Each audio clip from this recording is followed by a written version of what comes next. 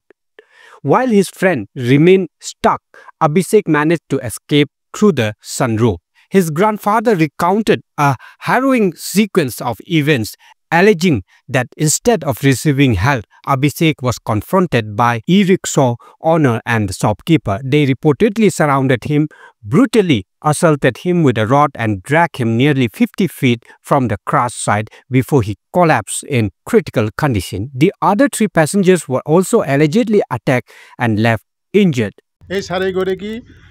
বন্ধুৰ হৈতে তেওঁলোকে বগামাটিৰ ৰাজেন্দ্ৰলৈ গৈছিল তাৰ পৰা তেওঁলোকে উভতি আহিছিল উভতি অহাৰ সময়ত সেই ঠাইখিনিৰ নাম হ'ল ভৰালি চক সেই ভৰালি চকত এখন ই-ৰিক্সাক বচাবলৈ গৈ তেওঁ দুৰ্ঘটনাত পতিত হয় এখন দোকানৰ খুঁটা এটা ভাঙি যায় আৰু গাড়ীখন তাতে ৰৈ যায় আৰু গাড়ীখন তাত ৰৈ যোৱাৰ লগে লগে দুৰ্ঘটনা হোৱাৰ পাছতে মানে এইটো কি বুলি কয় অটোমেটিক্যালি তাৰ দৰজাবিলাক বন্ধ হৈ যায় তেতিয়া মোৰ নাতি অভিষেক দাসে কি কৰে তেওঁ সিটৰ পৰা উঠি সানৰুফেদি নামি আহে সানৰুফেদি নামি আহি গাড়ীখন কেনে ধৰণে দুৰ্ঘটনাগ্ৰস্ত হ'ল সেইখিনি চাবলৈ ধৰাৰ সময়তে ঘটনাৰ বিৱৰণী অনুসৰি তাত থকা যিখন দোকানৰ মালিক আৰু ই-ৰিক্সাৰ মালিক আহিয়ে তেওঁক ঘেৰি ধৰে তাৰপিছত তেওঁ উত্তম মাধ্যম হঠায় আৰু ইমানতেই ক্ষান্ত নাথাকি তেওঁ কি কৰিলে তেওঁক তাৰ পৰা আঁতৰলৈ যায় ঘটনাস্থলীৰ পৰা অতিকমেও 50 ফুট দূৰত তেওঁক লৈ গৈ নিৰ্মমভাৱে কোবাই আৰু ৰডেৰে কোবাই বুলি আমি ঘটনা বিৱৰণীত জানিব পাৰিছোঁ ৰডৰে ডিঙিত কোবৰ কাৰণে তেওঁ চাকৰুদ্ধ হয় আৰু আমি ভাবোঁ যে এইটো আচলতে এটা পৰিকল্পিত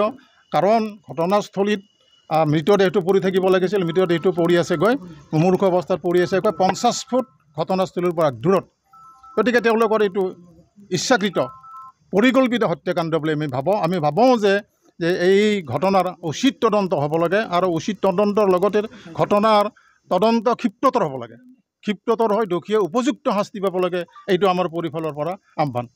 Abhishek's father rushed to the scene upon hearing the news, but a fatal delay in medical assistance proved